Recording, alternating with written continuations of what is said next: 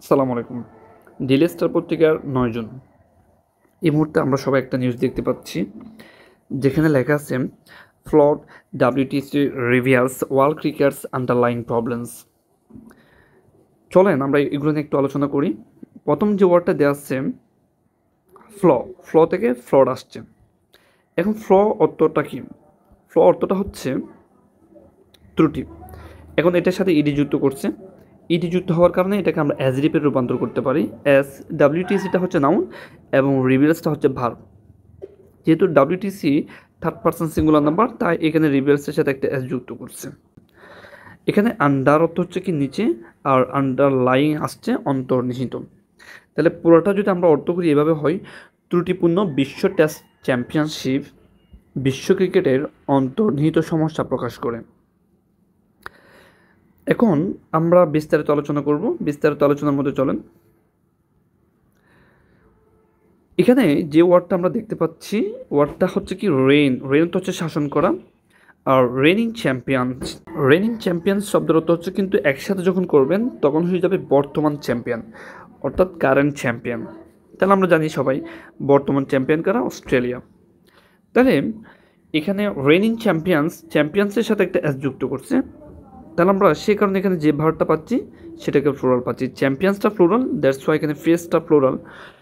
Raining champions Australia face মুখোমুখি হবে south আফ্রিকার সাথে ইন দ্য ওয়ার্ল্ড টেস্ট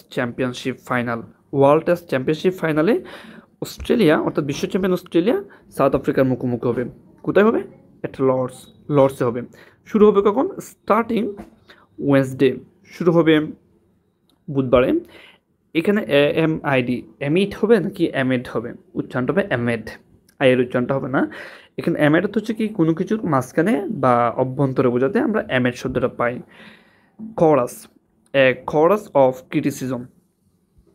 তো এখানে যে করা শব্দটা ব্যবহার করছে, করা শব্দের অর্থটা কি? আমরা জানি কি করাস শব্দের অর্থ হচ্ছে কি গায়ক দল।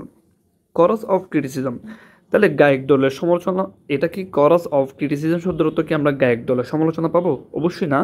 এটা সম্পূর্ণ অর্থটা চেঞ্জ হয়ে যাবে। অর্থটা হবে করাস অফ ক্রিটিসিজম শব্দের অর্থ হবে কিন্তু আপনার ব্যাপক সমালোচনা। ব্যাপক সমালোচনাকে আমরা করাস অফ ক্রিটিসিজম বলতে পারি। তাহলে এটা কিসের উপর হচ্ছে ব্যাপক সমালোচনা? ওভার দ্য কম্পিটিশন ফরম্যাটের উপর দিয়ে হচ্ছে। তাহলে ওভার দ্য কম্পিটিশন মানে হচ্ছে কি, মানে যে প্রতিযোগিতাটা হচ্ছে এই প্রতিযোগিতার ফরম্যাটের উপর ওরা ব্যাপক ধরনের সমালোচনা করতেছে। এরপর আমরা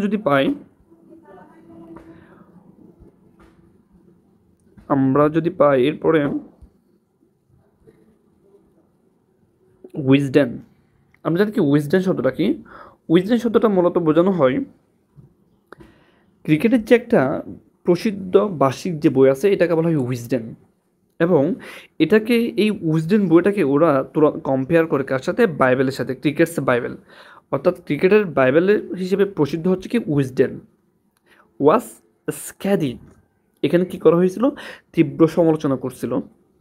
in its process from assessment, এর মূল্যায়ন নিয়ে ব্যাপক পরিমাণ সমালোচনা করছিল।